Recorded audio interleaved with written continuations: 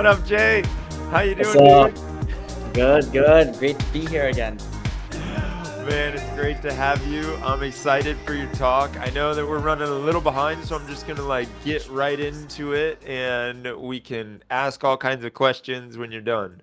So Yeah, if you want to share your screen, I'll throw it up sounds here good. on this stage, and then I'll get out of here. Okay, sounds good. Yeah, I'll try to leave more time for questions at the end, so that everyone has the opportunity to ask them. But yeah, so very quickly, my name is Jay. Today I'll be talking about multimodal data curation at any scale. It's 2024, and somehow we as an industry just haven't yet really cracked multimodal data curation, just like data curation in general, right? Everyone's trying to use like Spark. You have all these new tools coming out. You have all these DAG frameworks. You're like, I have BigQuery, I have Snowflake. How do I even think about this? And today I'm going to present, I think, what is probably the simplest possible solution. And it works at like ridiculous scales, like in the hundreds of terabytes. So you never really have to worry about this not scaling for your workload. And also, it's so simple. All it uses is S3 and Daft. Um, so a little bit of an introduction before I keep going. So my background, I'm a co-founder at Eventual, where we're maintaining Daft. Prior to this, I was a software lead at Freenome, building out machine learning systems for biotech. And then I was a software lead at Lyft Level 5, where I was building out machine learning data systems again, this time for images and LiDAR and point clouds and radar and video. So I've been working with multimodal data types for a while and weird file formats, both in bio and also in self-driving.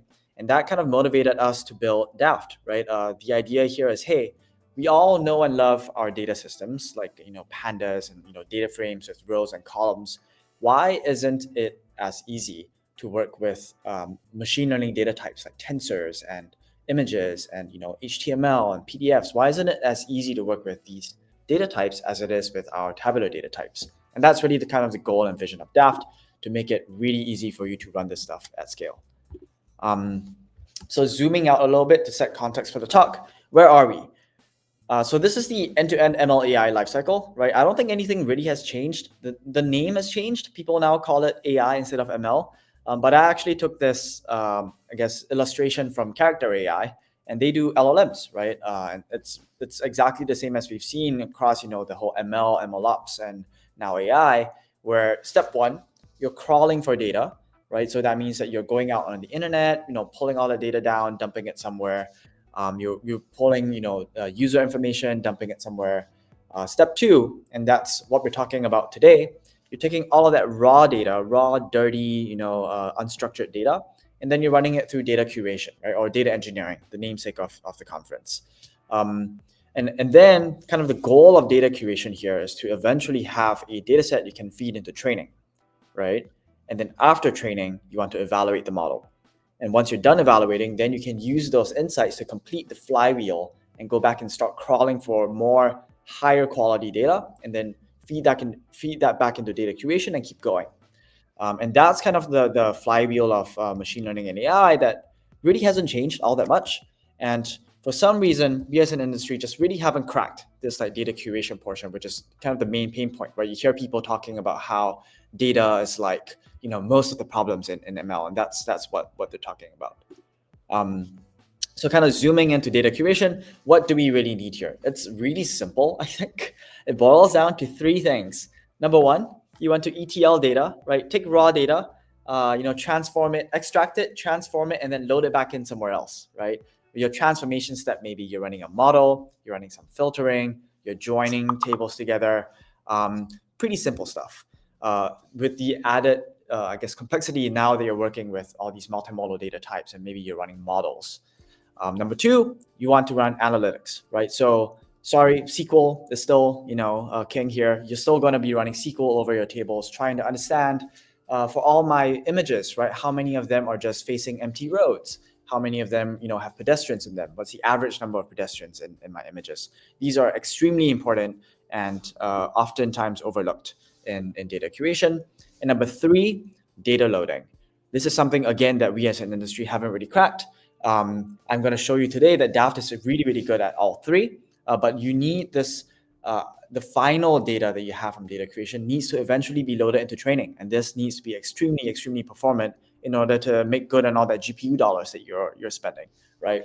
And this, I think, is really the holy trinity of data curation. You need to be able to do ETL, analytics, and data loading. And so today I'm going to present to you what I think is the 80% ML stack, right? All you need is Parquet stored in S3, and then you have Daft or some sort of query engine. Daft here, I think I'm presenting as the query engine because it has a whole bunch of features that I think make it really well suited for machine learning. But the beauty is if you have just Parquet in S3, so many tools work with it. It's compatible with so many of the existing data stack that you never have to be worried about being locked in. But you also get all the benefits that you need really for machine learning already. So diving a little bit deeper, Parquet in S3, what do you get? You get this infinitely scalable cloud storage, right? You're never going to kill Amazon by dumping all that data. Amazon's going to be fine. Don't worry. Just dump all the data in. They're good. You get the benefit of open file formats like Parquet, super well integrated with the rest of the ecosystem. Spark can read it, DuckDB can read it, Pandas can read it, PyArrow can read it, right? And so you're never really locked in with an open file format like Parquet. And lastly, we actually recommend that people just store images as URLs in the Parquet file and just store the images in native formats like JPEG. And that means that you can use FMPEG, you can pipe that to your browser can read JPEG, right? Again, this very powerful idea of an open file format and encodings that have been built for images. So super simple, right? No need to overthink it, just do that. And then on the other end, you have Daft, which can read all this data really efficiently and do all the operations that you might need in order to work with this data. And what that gives you is all of a sudden, now you have capabilities for ETL, right? You can read the Parquet files or maybe even read like JSON files, which we'll show a little bit later, do some transformations, filtering, and then dump it back as Parquet. That's ETL. You need to run a model on a column. That's ETL, right? Daft lets you do that. You get analytics. We're actually actively building in SQL right now. It's about, I think, 50 to 60% complete in Daft. But yeah, you can run analytics over your data to understand and drill down into your data distributions. And lastly, you get data loading, right? Daft actually works extremely well with Parquet and URLs pointing up to images to get that really efficient data loading into training. And so you really don't need anything else from your stack. And that's it. The end, right? Thanks. End of my talk. Well, I mean, just kidding. But it does cover 80% of what you need. The other 20% includes things like you might be hearing about, table formats, catalogs. How do you do distributed training? You have, feature stores. You have search and retrieval with vector stores, DAG frameworks. I'd argue, though, that really covers the last mile 20%. But if you want to get started and you want an architecture that scales really well, stick with something simple. Do S3 and Parquet and stick something like Daft on top of it. And so this is the meme, right? If you're building an ML platform, you might be thinking like Spark, Iceberg, TF records. I need a feature store. Let me make sure people can, do pandas. Again, Daft and S3, Daft and S3. I think that's all you need. And with that, let's dive into the demo. I'm going to show you how we go from, a dirty set of JSON files I kind of pulled from an open data set, how we can clean and curate that JSON file into nice Parquet and JPEGs, which are then super usable for everything, including analytics, including data loading, including just ETL, right? So I'm going to stop sharing and share a different pane. All right, here we go. So first, what does the raw data look like? It's disgusting, right? It's this JSON file that I pulled from the internet. I hid it the first line. You can't really tell what it is. Because JSON is, yes, it is human readable, but you can't really read it. So the first thing I'm going to do is I'm just going to use Daft to read the JSON file and show us what that looks like. This is what that JSON file looks like. Every row is basically one page that's been scraped. This is the MMC4 dataset. It's a multimodal dataset. So each URL is a web page. The web page contains a list of text, right? This is a list of UTF-8 text, and also a list of images inside that web page. And so these are all the images, including a bunch of metadata like the image name, the raw URL of the image, which text index the dataset thinks matches each image, and then a similarity matrix of these images to every text and every text to every image. And that's kind of the main data set. And this is, I'm just using Daft to visualize it and just show you what the data set looks like, right? And this is just the first 8 rows. And so Daft is this really powerful data frame interface. It gives you this tabular interface of rows and columns. And using this interface, we're now going to see how we can use Daft to further process this data and make it essentially ML platform ready and give us that like golden data set that we need at the end. All right. So now that we have this JSON file on disk, let's go over to this notebook where we're going to do what I like to call data ingestion, right? We're going to take all that JSON file data, do some cleaning, do some filtering, download the images, and then eventually give you this nice Parquet representation with, just like JPEG images, which is beautiful. So let's make this baby purr. First, we're gonna, again, read that JSON file that we had, right? This is what that looked like, no difference. First thing we're gonna do, I am going to try and make this flat. I want, instead of having every web page be one row, I want one image per row so that I have a data set of images, right? Instead of a data set of web pages. So let's go ahead and do that. We can do that in Daft using this explode command, which basically explodes both the image info and the similarity matrix into rows. And so now you notice that images, instead of being a list of images, it's now just a single image per row, just a struct of all this stuff. This is a little bit hard to deal with. I'm going to go ahead and splat that struct across columns. That's very easy to do as well. Oh, first, let's count how many rows there are. So there's approximately 14,000 images in this data frame now, 14,000 rows. And then now I'm going to splat those images across the data frame. And so now instead of having this ugly struct column, let me zoom in a little bit. Instead of having this ugly struct column, we now have these image name and raw URLs as just pure columns, right? So here we have the raw URL, the image name, matched text index, and matched similarity across each image. Cool. So super simple. Right now we have essentially one image per row. I'm going to go ahead and show you how easy it is to go from just raw URLs like that into images in Daft.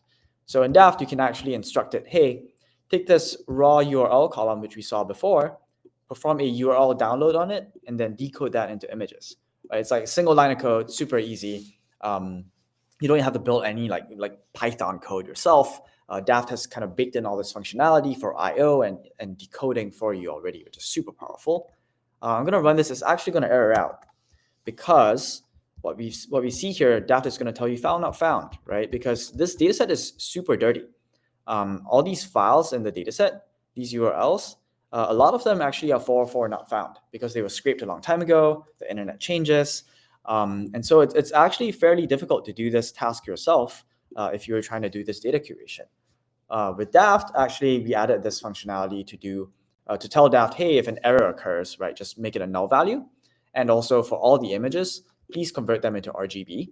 And so if I do this instead, we'll see that Daft will now be able to run your URL download and image decode operation across the entire data set, showing you the first 8 rows, and voila. In, I guess, like a few lines of code, we've gone from, images URL to raw image, right? These are the actual bytes of the image and decoded into an actual image in Daft. All right, let's go a step further now and do a little bit of processing. That's the whole reason we're doing data curation, right? So we're going to resize these images into thumbnails. So I'm just going to resize them into 64 by 64. Let's show the results of that. So it's going to give us a few warnings. Hey, some of these images are not found, but in the end, it's going to have this new image column. Notice the difference here. It's RGB, but Daft actually tells you it's 64 by 64. It's a fixed sized column now, right? And this is really powerful because we can actually store these thumbnails in the Parquet file. It's small, it's fine. And then what we'll do is that we'll pull these full size images out of the Parquet file so that the Parquet file aren't too heavy. So we're going to go ahead and do that. But first, let's upload these images back into our storage as JPEG, very simply in Daft, encode the images as JPEG, do a URL upload this time, right? And so now I'm going to be stuffing these images back into my storage as JPEG and receiving a URL to those images. And lastly, take out the very heavyweight image column and I'm going to write a Parquet file now. So what this Parquet file will look like is it will contain all of these columns, including the thumbnail, including your new image URI, takes out the expensive image column, and then now you have this like really nice data set located over here in this Parquet file. And your data is now ingested. Let's take a look at what that data looks like very quickly. Yep, here is the data. As we expect, this is your curated data set. And notice how every single column now is, every single row now is an image. This is the thumbnail of that image, right? Beautiful. And also a link, a URL to your raw data if you want it, your actual ingested data set for JPEGs. And if you want to then data load this into data loading, very simple. You can just select a couple of columns. You can even run filters, right, where the match similarity score, in this case, is more than like 0.2, for example. Show a couple of rows. You're like, okay, I'm pretty happy with this. Let me start loading this into my training pipelines. All you got to do is iterate on the rows like that, and then call next. And every time you call next, you get your arrays and any other columns that you requested for. And so this is really powerful because it gives you this abstraction for not just data processing, not just analytics, but also then being able to go directly into training, right? Pipe all that data into training, extremely high throughput directly from the cloud. So that was it for the demo. Let me dive back to my slides and let's go to the conclusions. So yeah, we saw that Daft, it's really useful for all these operations, but let me drill down to what makes it really good, right? Number one, Daft is Python native, right? So if you're used to doing feature engineering and stuff in SQL, and you're like, I just want to run this like Python library. I just want to run this Python model. Yeah, with Daft, it's super easy because we support all these Python operations. It gives you a first-class kind of Python experience. Number two, which I didn't get to show today, is that Daft actually scales to terabytes of multimodal data. We're used by companies like Together AI, Character AI, and all these companies. What they're doing is that they are running on terabytes of multimodal data, and they are trying to do data curation, right, on all this multimodal data. And with Daft, all that workloads can be run on a single machine pretty efficiently, but can also be run on a cluster of machines if you need to scale to that level. It's fast, and that means, as we all know, more iterations on your data means better models. You get to run that flywheel over and over again. It handles complex types. We saw images today. We also handle embeddings, URLs, tensors, and are actively thinking about videos and more. And then, yeah, lastly, it's cloud native. It works really well with S3. And that's, kind of my argument here. All you really need, I think, is S3, an open file format like Parquet, and then Daft that sits on top of it. And you have pretty much all you need for 80% of your ML workloads. And so that's it. You can kind of find us here at getdaft.io, install it with pip install getdaft. If we have a use case that we don't already cover, come chat with us. We'd love to collaborate. And lastly, we're hiring. So, if you're interested in some of this work, you're interested in building a platform around Daft, building out really efficient data systems, feel free to get in touch. And with that, I'll probably hand over back to Dimitrios for questions. Nice. So there is a big question coming through here in the chat. Let me grab it real fast. Do you know if there's going to be a timeline for Daft added as an additional backend for EBIS? Oh, interesting. Yeah. So there's an active thread, active PR, issue on the IBIS project, which is asking exactly this: when can Daft be added as a backend to IBIS? One of the easiest ways to integrate into IBIS actually is by providing SQL support, because IBIS already goes from Python Dataframe syntax into their own representation, into SQL, and then into a backend engine, right? So that's actually what we're prioritizing. Instead of putting in a whole bunch of custom work to make IBIS work specifically for Daft and building out all that custom code, we're just going to support SQL and let IBIS give us SQL. That's probably the easiest way. So that's the current approach. And SQL support, we're expecting it to reach about 80% in functionality by the end of this month, and we'll be ready to unveil kind of what we have there very soon. How do you generally run Daft? Do you run it on Kubernetes if you want to make use of the distributed processing? Great question. We're actively working on making this easier. So today I run Daft primarily on my laptop. That's one. And also I spin up a big EC2 machine with plenty of cores, and I just run Daft locally. And so we have this concept of a local runner that's actually, really performant already. You'll see it perform just as well, sometimes even better than like DuckDB and Polars, right? But if I want to run this in a distributed manner, I actually usually spin up a array cluster. There's many ways you can do that. You can do that on Kubernetes. You can do that on just a pure like Amazon EC2 machines. And so actually within the team today, we're about to unveil a project in maybe a week or two that makes it very easy for people to just, hey, from your CLI, Daft up cluster, right? Then we'll spin up a cluster for you, and automatically Daft will be connected to it, just for you to be able to, kick the tires on Daft in a distributed context. But that's usually our recommendation. Figure out a way to launch this array cluster and then connect Daft to it. But in about 2 weeks, we'll have something that people can just easily run as long as you have an AWS account. Oh, amazing. Simple is better. Yes, I like it. So, how about support for Flight, Prefect, ZML, all those other orchestrators? Yes. So we already have a bunch of examples with Flight.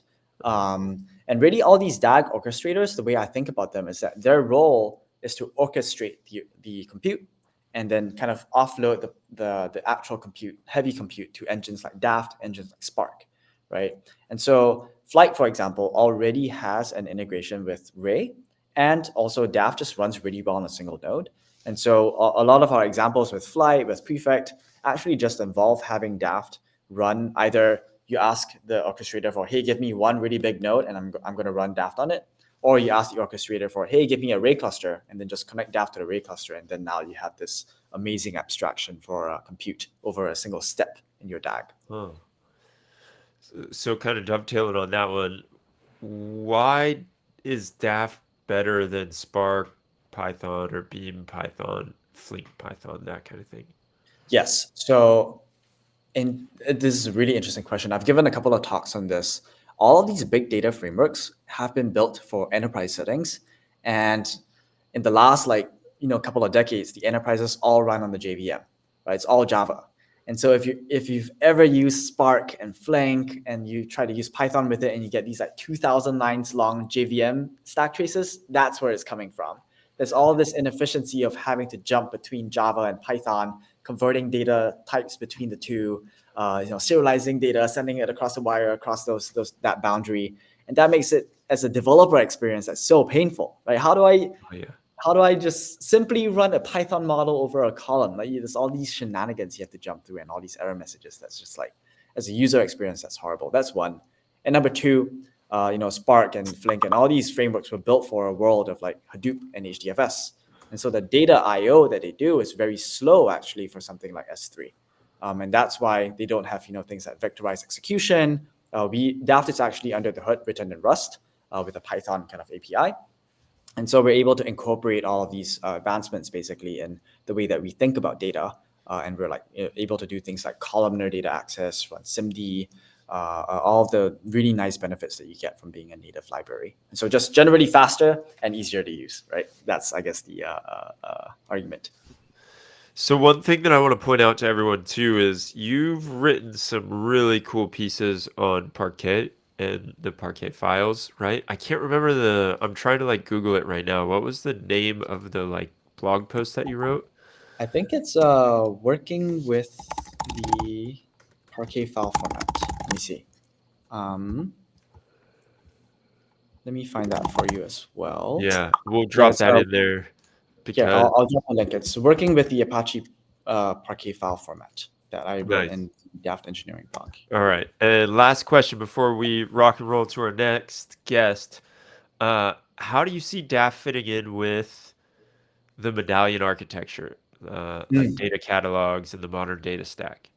Yes, great question. So today, Daft is kind of very purpose-built for machine learning workloads. We've been having a very strong focus on, supporting multimodal data types, supporting Python.